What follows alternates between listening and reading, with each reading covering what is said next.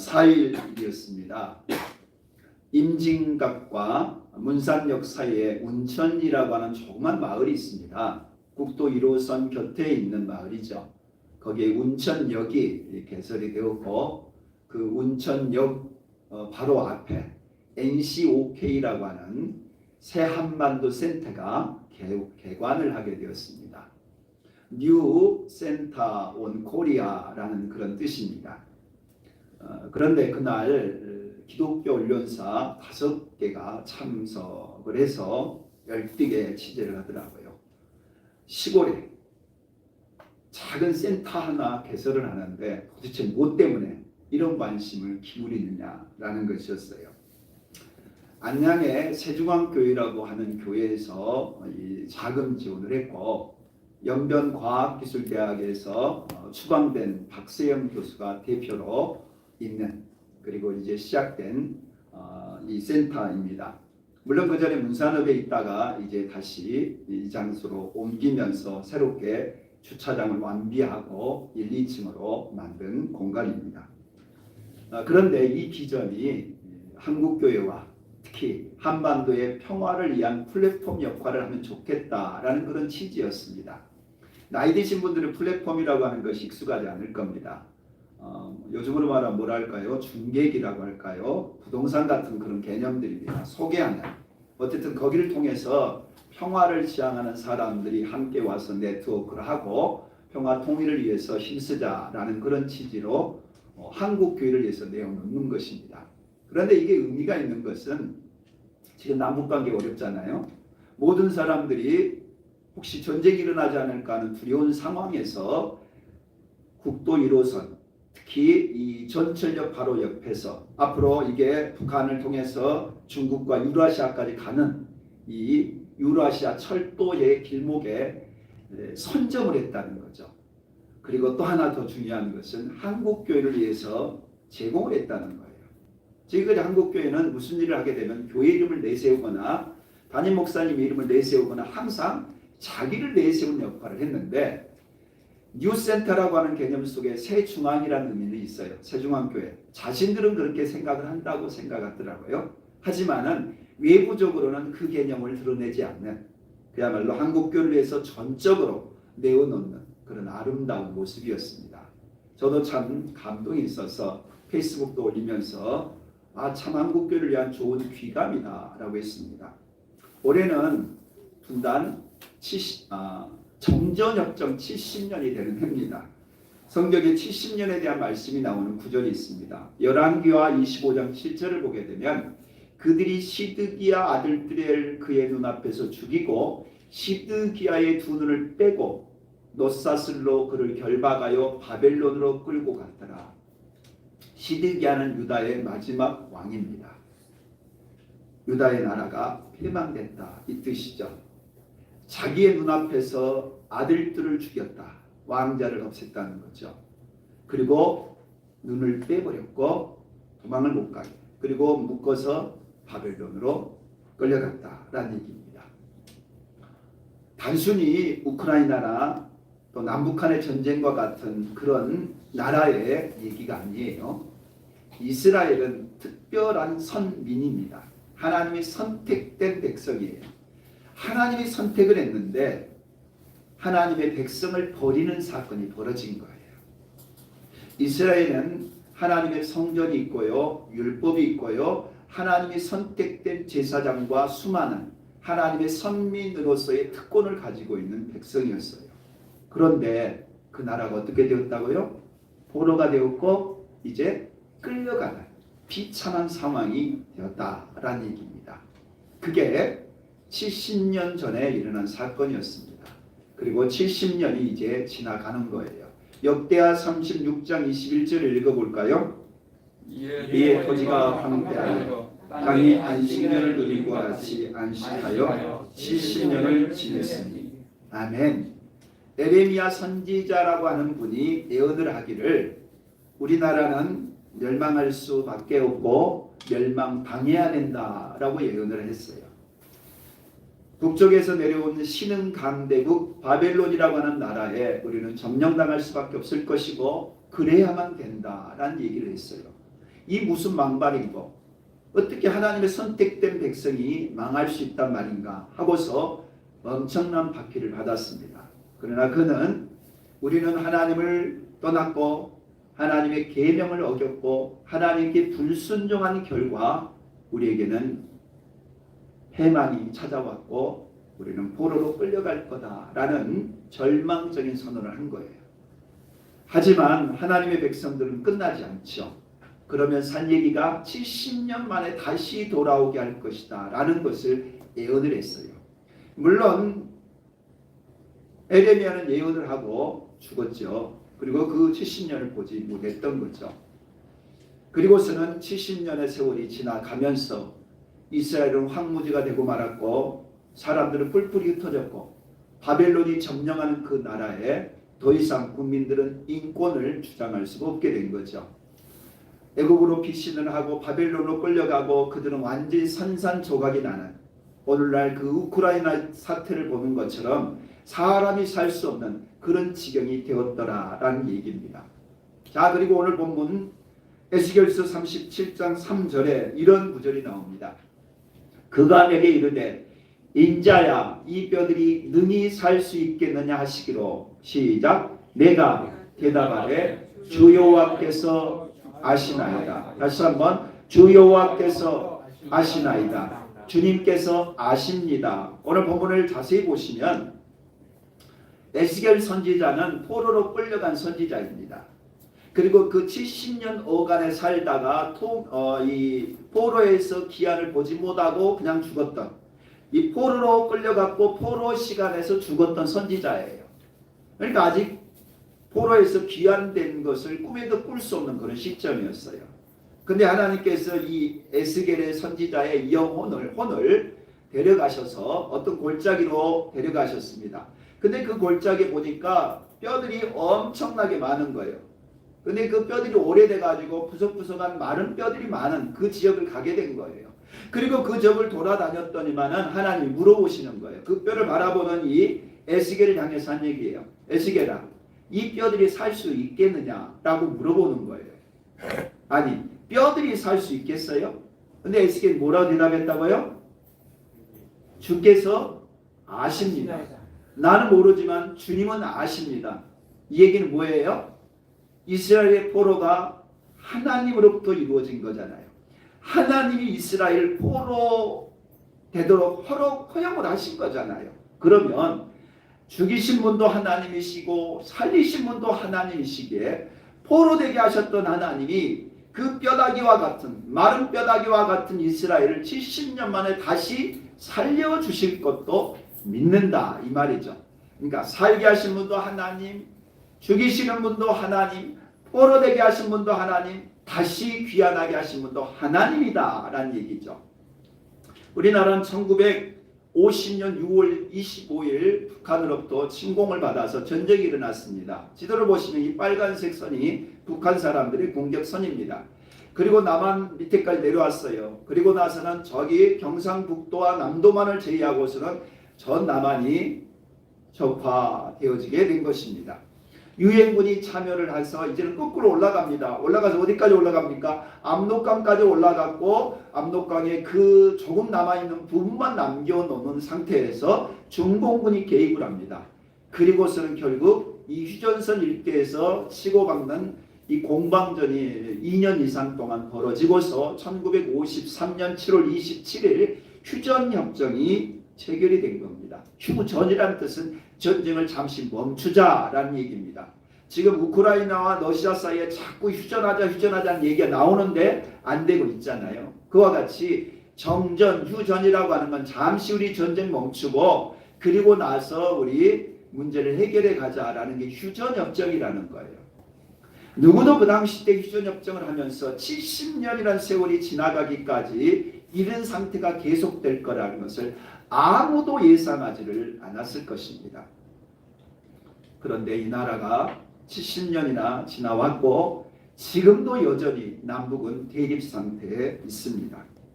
분단은 우리들의 계획과 우리들의 욕심과 우리들의 죄 때문에 벌어진 거죠. 우리가 계획을 했고 우리가 아니라 저 북한이 계획한 거지만 어쨌든 인간이 계획을 했고 인간에 의해서 이루어진 전쟁, 그게 바로 6.25였고 6.25의 전쟁의 상흔이 오늘 우리들에게까지 남아있는 거죠. 하지만은 하나님이 우리 민족 가운데 이것을 허용하셨던 이유가 있다라는 거죠. 그것은 통일을 하나님이 행하시려고 하나님의 방법대로 행하신 것을 보여주시려고 한다라는 거죠. 마른 뼈다귀와 같이 완전히 절망 상태의 이스라엘 백성들을 포로에서 더 이상 우리는 멸절되었고 우리는 뼈가 되었고 우리는 완전히 끝났다라고 한 그들을 70년 만에 다시 고국으로 귀환시켜 주신 것처럼 우리 민족에게도 그러한 평화 통일의 날이 올 줄로 믿습니다. 네. 하나님께서 이스라엘을 회복시킨다라고 합니다. 우리 7절 말씀 같이 읽어볼까요? 이에 내가 명령을 따라 대언하니 대언할 때 소리가 나고 움직이며 이 뼈 저 뼈가 트름하다 뼈들이 서로 연결되더라. 아멘. 지금 예수께서 어디 갔다고요? 뼈가 있는 골짜기를 갔다고요. 뼈들이 널려져 있는 곳을 갔다고요. 그리고서 주님이 뭐라 물어봐요? 이 뼈들이 살 수 있겠느냐고 물었잖아요. 예수께서 뭐라 대답했다고요? 주님이 아신다고. 주님이 아실 거라고. 이렇게 대답을 했다고요. 그러자 주님 뭐라고 그래요? 뼈들 향해서 명령을 하라는 거예요. 뼈들 향해서 뼈들이 살아나라고 명령을 하라는 겁니다. 그러자 에스겔의 말을 들었던 이 뼈들이 서로 힘줄이 돋아나고 살이 붙고 가죽이 붙어나면서 뼈들이 살아나더라 라는 얘기입니다. 말 같지도 않은 일이 벌어진 거죠. 죽은 뼈들 완전히 시체돼 가지고 이제는 도대체 형체를 찾아볼 수 없는 뼈도구만 있는 그런 뼈들이 살아나는 그런 기적과 같은 일을 말씀하시는 거예요. 이것은 우리들의 앞날을 얘기하는 거예요. 우리 모두는 죽어요. 우리 모두는 죽습니다. 작년에 많은 분들이 교인 중에서 돌아가셨죠.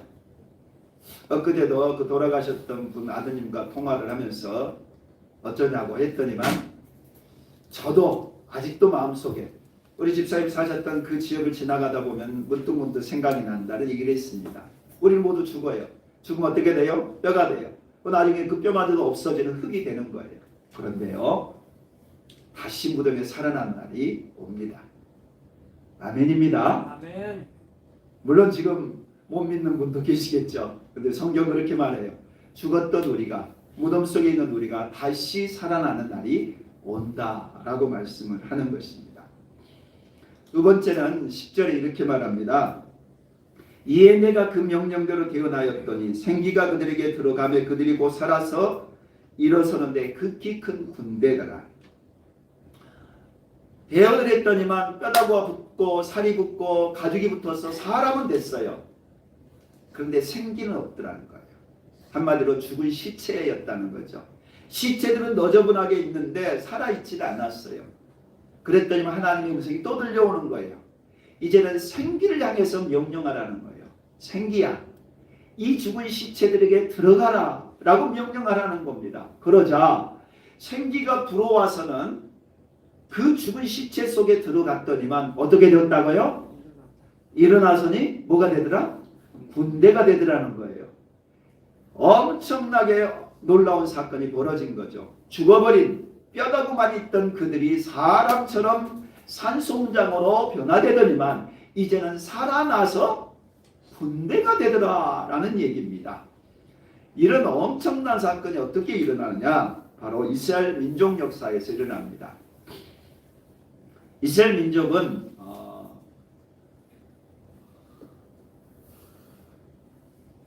포로로 끌려가죠.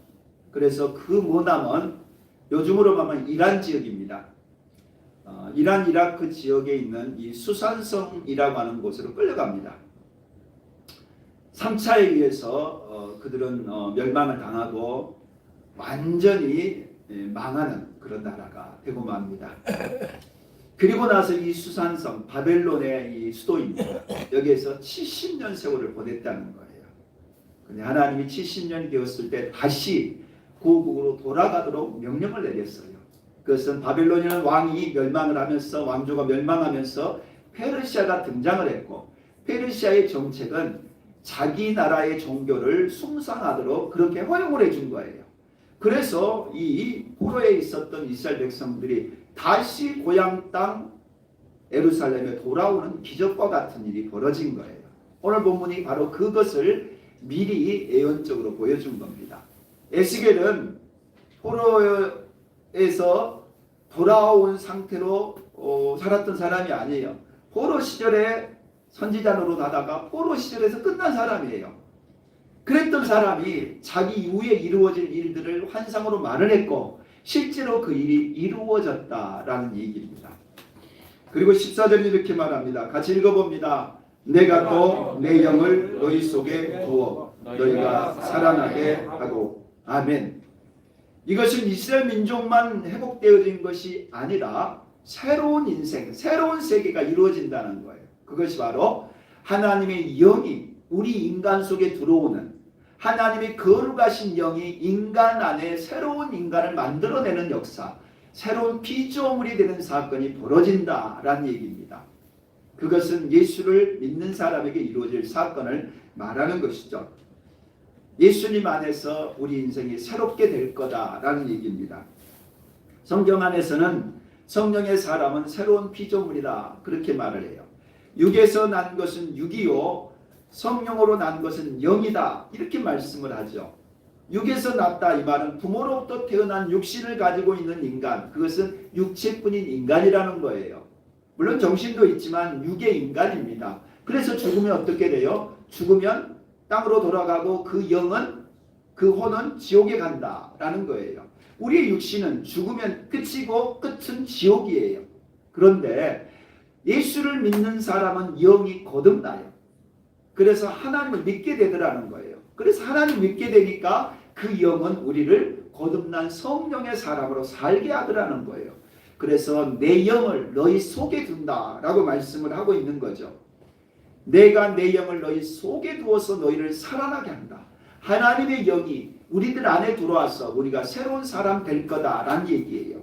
바로 그것을 그리스도의 사람이요, 그리스도를 믿는 사람이요, 그리스도의 군대다라고 말을 해요. 그런데 이것이요 이 세상에서 끝이 나는 게 아니에요. 계시록을 보게 되면 예수님이 다시 세상에 오신대요. 그걸 재림이라고 합니다. 예수님은 하늘로 올라가셔서 하늘 보좌에 계신 하나님과 함께 계셔요. 하지만은 세상 종말의 때 다시 오신답니다. 다시 오실 때 바로 이 백마 타고 오는 사람들이 있는데 바로 그들이 곧 그리스도의 성령의 사람들을 뜻하는 거예요. 우리가 죽음으로 끝이 아니라 무덤 속의 끝이 아니라 우리는 다시 부활하고 부활한 우리는 예수님과 함께 이 땅에 재림하러 오실 것이다 라는 얘기입니다. 나태주 시인을 참 좋아합니다. 초등학교 교장님이시면서 시를 쓰신 분이시죠. 근데 이분이 마음이 살짝 기운다라는 시집에서 이러한 그 에필로그를 쓰셨더라고요. 꽃꿀이 아니라 벌꿀이라고 한다라는 내용이었어요. 그러면서 벌꿀의 언어라는 표현이었었는데요. 꿀은 본래 꽃 속에 있는 거라는 거예요. 꽃이 꽃 화분을 통해서 수분을 하면서 꽃이 거기에 있는 거예요. 근데 그 꽃가루를 채취를 해서 벌들이 꿀을 만든다는 겁니다. 그런데 우리는 꽃꿀이라고 하지 않고 벌꿀이라고 한다는 거예요. 아니 꽃 속에 있는 꿀인데도 불구하고 벌이 그걸 가지고 왔기 때문에 벌꿀이다 이렇게 표현을 한다는 겁니다.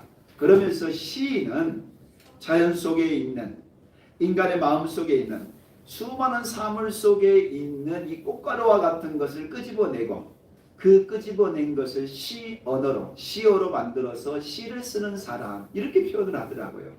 야, 기가 막히게 좋은 표현이구나. 시인만 그렇습니까? 시인이 바라볼 때 시인 안에 새로운 감동, 시인 안에 여러 가지 시어들이 생각나듯이 바로 우리 그리스도인들이 그와 같구나. 설교자가 그와 같구나. 우리들은 성경이라고 하는 보화 속에서 꿀을 끄집어내고 그 꿀을 통해서 내게 벌꿀을 만든 벌과 같은 존재라는 거죠.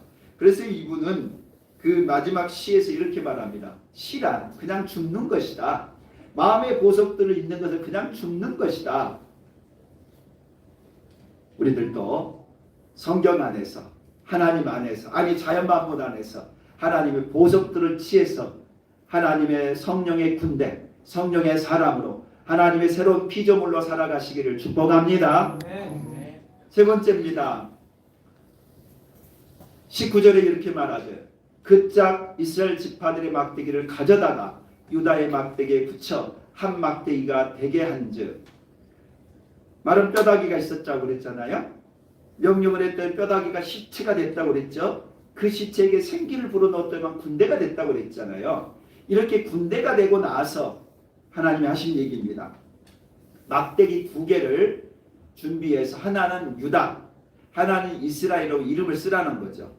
그리고선 그 두 막대기를 서로 이으라는 거예요. 그 얘기는 2개로 나누어진 막대기가 하나 막대기가 된다라는 이 뜻이에요. 이 얘기는 이제 이스라엘 백성 돼서 고국으로 이제 귀환을 하게 되는 이스라엘 백성은 더 이상의 남북이 나누어져 있지 않는 하나된 나라, 하나된 백성 된다, 이 뜻이에요. 그것은 이스라엘 백성이 본래 통일왕국이었어요. 사울왕과 다윗왕과 솔로몬왕 때는 통일왕국이었어요. 근데 솔로몬의 범죄로 해서 나라가 두 쪽으로 나누어졌죠. 그래서 북쪽을 이스라엘 왕국이라고 남쪽을 유다 왕국으로 나누어져서 약 350년 동안 분열되어 있었어요. 그리고 이제 포로로 끌려간 겁니다. 근데 포로에서 돌아올 때는 이 분열된 나라가 어떻게 된다고요? 하나 된다는 얘기예요. 남과 북이 하나 될 거다라는 얘기를 말씀하십니다. 근데 그 하나됨의 역사는 바로 예수 그리스도 안에서 이루어지는 예수 그리스도 안에서 유대인과 이방인이 하나 될 것에 대한 예표예요. 물론 남북의 왕조가 하나 되어서 이제는 한 나라가 된다라는 뜻도 있죠. 이제는 더 이상의 남북 왕조가 없죠. 망해버렸고 포로로 끌려갔으니 이제는 섞여져서 한 나라가 된다, 이런 의미가 있습니다만은 그보다 더 중요한 것은 장차 예수 그리스도가 오셔서 예수 그리스도 안에는 이방인이 있었고 유대인이 있었다는 거예요.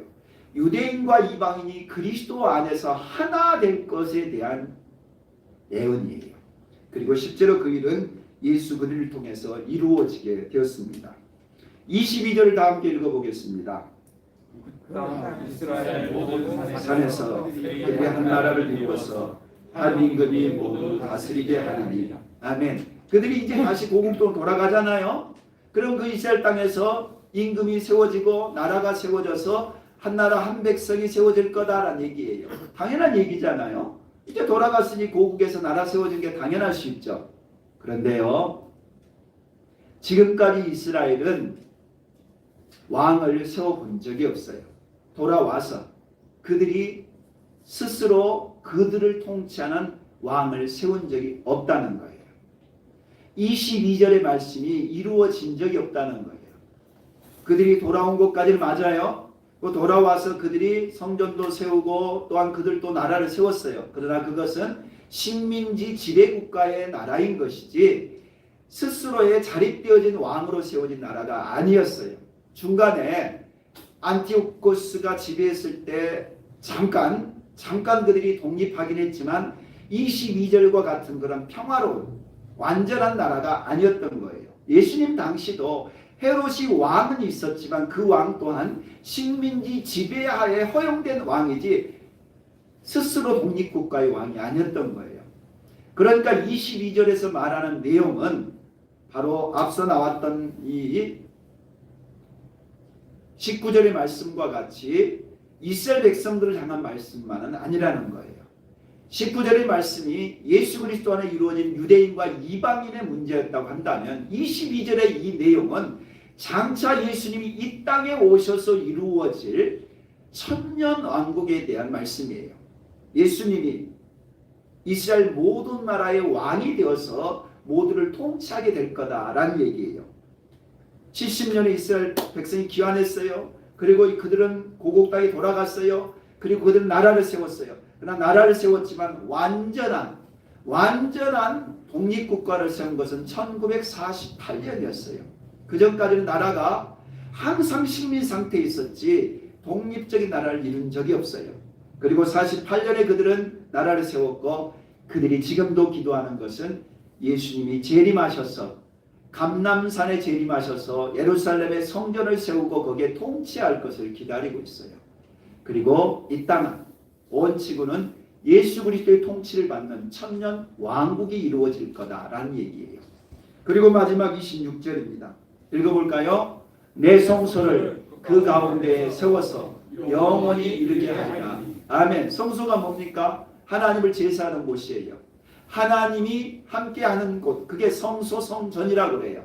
근데 성전이 너희들 가운데 있을 것이고 그 성전이 영원히 너희와 함께한다, 이 표현을 쓰고 있어요. 영원한 성전, 역사상 한 번도 있지 않았어요. 예수 그리스도가 오셔서 본인을 성전이라고 했지만 그것은 상징적인 의미고 진짜 성전이 이 땅에 이루어지지 않았다는 거예요. 천년왕국 때 예수님이 땅에 오셔서 성전을 세우는데 영원하지 않죠. 왜냐하면 아직은 새하늘과 새 땅이 이루어지지 않기 때문입니다. 천년왕국이 지나가고 나서 마지막 심판이 옵니다. 그 심판이 바로 새하늘과 새 땅으로 넘어가는 백보자 심판이라고 하죠. 그 심판의 날 바로 마귀가 불못에 던져집니다. 그리고 마귀가 우리에게 주었던 사망과 음부라고 하는 이들이 불못에 던져지게 됩니다. 그러니 더 이상 이 세상은 죄도 없고 죄로 유혹할 마귀가 없고 마귀로 인해서 처벌받을 음부와 사망이 없어진 거예요. 그러니 새 하늘과 새 땅에서는 더 이상의 성소가 필요 없는 거예요. 그래서 요한계시록에도 보게 되면 내가 너희의 하나님이고 너희의 거처고 너희의 성전이다 그랬어요. 새 하늘과 새 땅에서는 더 이상 성전이 없는 영원히 주님이 우리와 함께 하시는 그런 세상이 이루어질 거다라는 얘기입니다. 2015년의 일이었습니다. 지금은 톨게이트가 돼가지고 이제 서울 가는 방향에 길을 갈 수 있는 금천 IC 인근에 조그마한 이 표지판이 하나 붙었습니다. 길거리에 서 있는 이 표지판처럼 된 거였어요. 서울 문산 고속도로 309라는 이 표지판이었어요. 2015년은 아직 공사가 시작되기 전이었습니다. 그런데 거기에 표지판 하나가 세워지면서 저는 너무 기뻤습니다. 왜냐하면 이 서울과 문산 고속도로는 익산을 통해서 나중에는 저기 완도까지 갈 고속도로입니다. 근데 이 중부를 통해 가지고 가는 이 고속도로가 세워진다는 것도 좋았지만 이 고속도로가 개성을 통해서 평양과 그리고 그 위에 중국까지 가는 이 고속도로입니다. 그래서 이 제309라고 하는 이 표지판을 보면서 속히 이것이 오픈되기를 기다렸고 2020년 11월 7일 날 오픈됐을 때 12시에 기다리고 있다가 12시 땡 하고 문 여니까 저희가 차를 타고 상암까지 갔다가 다시 차 타고 문산까지 갔다가 돌아온 적이 있습니다. 그런데 서울 문산 고속도로를 보시면 2003년에 제안서를 제출했고 2007년에 회사를 설립했고 2015년에 승인이 된 거예요. 그러니까 제가 2015년에 그걸 본 거예요. 근데 그 전에 제안된 것도 몰랐고 그 전에 회사가 설립됐다는 것도 몰랐어요. 저는 다만 그 표지판 하나만 본 거예요. 그리고 이미 부동산에서는 그 전부터 계속 이 고속도로 생긴다 그런 얘기가 있었기 때문에. 그런데요, 2003년에 어떤 일이 있었냐면은 문산에서 파주로 내려오는 물동량이 별로 없었어요. 그러다 보니까 사업계획서를 세우면서 문산에서 이 파주로 들어오는 이 길목이 없어요. 당연히 여기서 나가는 길목도 없고. 왜냐하면 그 당시 때는 여기에 그렇게까지 차가 많을 거라고 기대를 안 한 거예요. 근데 지금은 개통되자마자 욕을 얻어먹었죠. 왜 이렇게 만들었냐고. 그래서 서울 가는 방향은 있는데 문산 가는 방향은 지금도 없어요. 무슨 뜻인가 하면은요, 아직 이루어지기 전에 그것을 내다보는 사람이 있어요. 그걸 우리는 선각자, 선견자라고 그래요. 아직 이루어지지 않았어요. 근데 표지판 하나 보면서 아하 이루어질 것을 바라보는 사람이죠. 두 번째 사람은요, 이루어지니까 아하 이제는 돈 되겠구나, 파주가 괜찮겠구나 생각하는 사람, 두 번째 사람이에요. 세 번째는요, 이루어졌는데도 못 믿는 사람이 있다라는 거예요. 이건 통일도 마찬가지고 천국도 마찬가지예요. 보고 믿지 않는 자를 복 있다고 예수님 말씀하셨어요. 예수님이 부활하셨어요. 부활하셨는데도 제자들이 믿지 못한 거예요. 믿지 못하는 제자를 향해서 그렇게 말씀합니다. 너희들은 보고 나를 믿냐? 도마를 향해서 네가 내 손 만져보고서야 믿냐? 그러나 보지 못하고 믿는 자가 복되다 주님 말씀하셨어요. 우리는 보지 않고 믿는 자가 되기를 축복합니다. 그러면 보지 못하고 믿는다면은 차라리 보고서라도 믿는, 하나님 나에게 좀 보여주십시오. 내가 보고서라도 믿겠습니다. 그게 지혜지 아니겠어요? 미련한 사람 어떤 사람이에요? 보여줘도 못 믿는 사람. 천국을 보여주고 예수님 살아계시다는 걸 보여주고 그래도 못 믿는 사람이 있더라라는 얘기죠. 우리 교회는 이런 표현을 가지고 있어요. 주님과 함께 세상 끝까지라는 표현을 가지고 있어요. 중간도 중요하고 시작도 중요하지만 제일 중요한 게 뭐예요? 끝이라는 거예요. 그럼 끝에서 잘 되는 것, 끝에서 성공하는 것이 진짜 성공하는 거라는 거죠. 우리가 주님 앞에 서는 날 그리스도의 신부된 자로, 그리스도의 군사된 자로 서기를 원하는 그런 우리의 표가 있다는 거죠. 처음 찬양을 시작할 때 순교자의 노래라는 찬양을 우리 인도자가 불렀어요. 우리 주인공이 돼야 될 유나가 안 와서 좀 서운한데요. 그 유나 어렸을 때, 우리 윤성이보다 더 어렸을 때 그 찬양 많이 불렀어요. 그럼요, 유나가 여기 서서 이렇게 했어요. 그 찬양 부르면서 순교자의 노래, 조롱하는 소리와 또 사람들이 비웃는 소리가 있다 할지라도 우리는 그 길을 가겠다라는 얘기죠. 18년을 돌이켜볼 때 감사도 있지만 부끄러운 것도 있지요. 하나님이 주신 은혜를 생각할 때는 감사한 것밖에 없는데 우리들의 형편과 모습을 볼 때 너무나 부끄러운 게 많습니다. 그럼에도 우리가 바라는 것은 작은 능력을 가지고도 주님의 말을 부인하지 않고 끝까지 주님 나라 갈 때까지 부끄러움 없는 나라 서기를 원하는 것, 우리의 기도자 바람입니다. 우리 모두가 그런 자가 되기를 축복합니다. 네. 축복합니다.